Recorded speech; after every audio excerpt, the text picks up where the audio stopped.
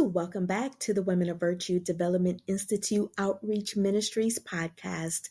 I am so excited to be back.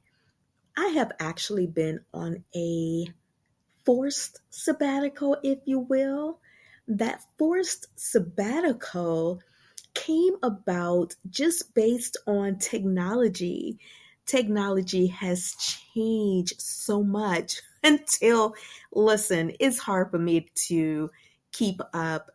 So many changes, so many platforms that have, merged or have gone into or have disappeared or things of that nature. So it's been very hard for me to do an actual podcast. So I'm having to use a different platform to record and hopefully upload.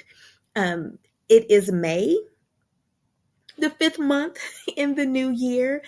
Once again, my last upload to the Women of Virtue platform has been over a year. And, I've really been thinking about, this next season, what is it that I am called to do? And I love talking. I love sharing advice.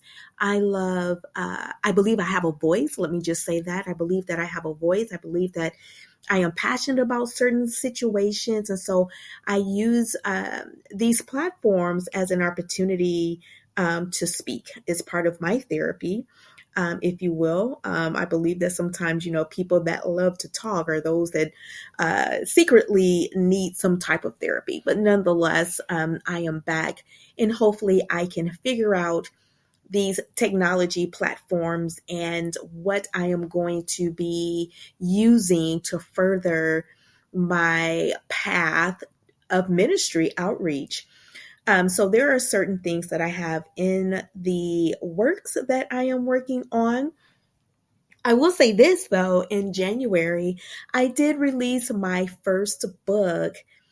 I am very excited. It's a book dedicated to my grandsons, and it is entitled "Gifts of Grandma." Is letters written to my grandsons, letters of encouragement as they transition into young men, and so I felt compelled to write a book or to dedicate these letters to them. And so I launched that first assignment or project back in January.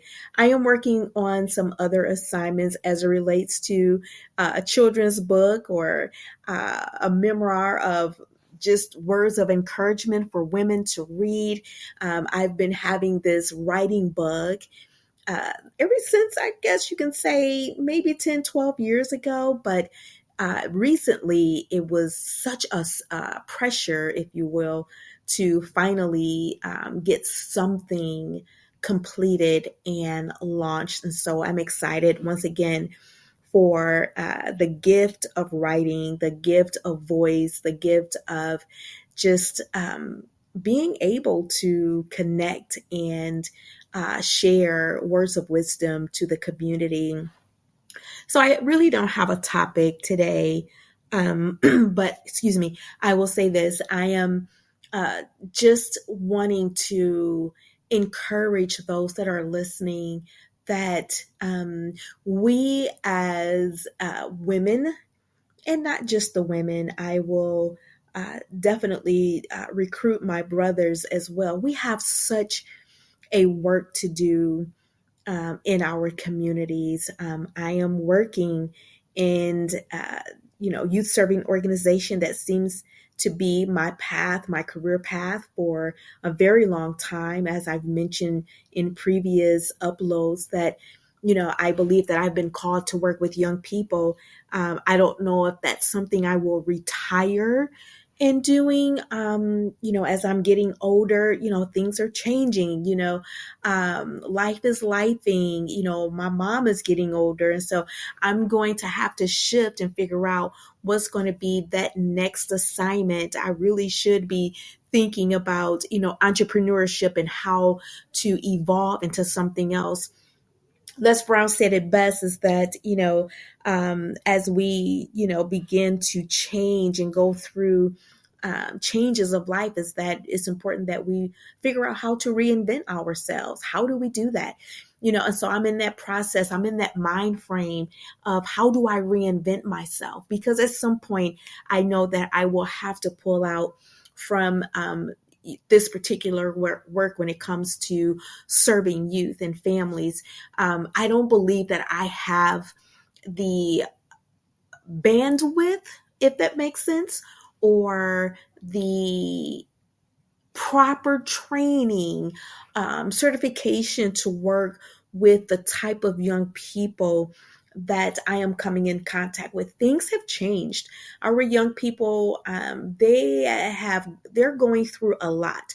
They're witnessing a lot. I've never in so many years experienced such young people having such a root of bitterness and anger issues, and the disrespect that I see young people having towards leadership, the teachers, the principals, the law enforcement.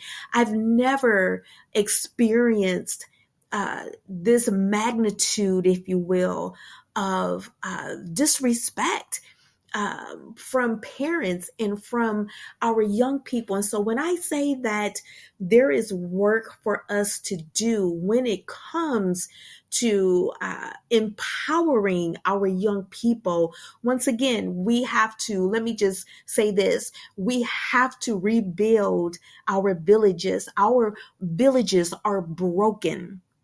Our young people do not have proper role models when it comes to developing them socially, mentally, physically. They don't have that foundation.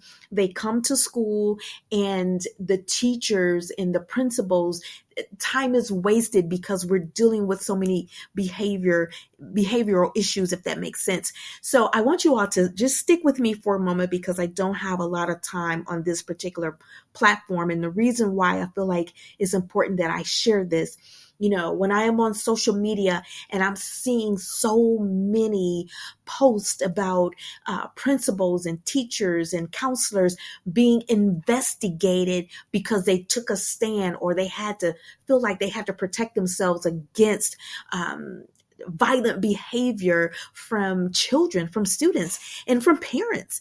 And so my question is, how did we get here?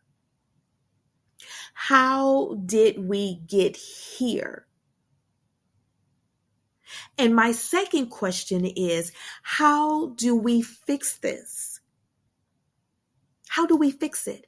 How do we get back to the place of teaching our young people character development, respect, responsibility, accountability? How do we get back to incorporating and implementing those particular topics when it comes to shaping them to become young adults? How do we get back to that? Who's responsible for that? So I'll end with this because once again, I do not have a lot of time on this particular platform. There is something that is wrong when we're feeling like we're failing our young people, and we have to figure out how to get to the root cause of that so that we can fix it. Listen, I gotta go. Thank you all for listening to this quick ramble. I will be back so that we can follow up on this particular conversation. God bless.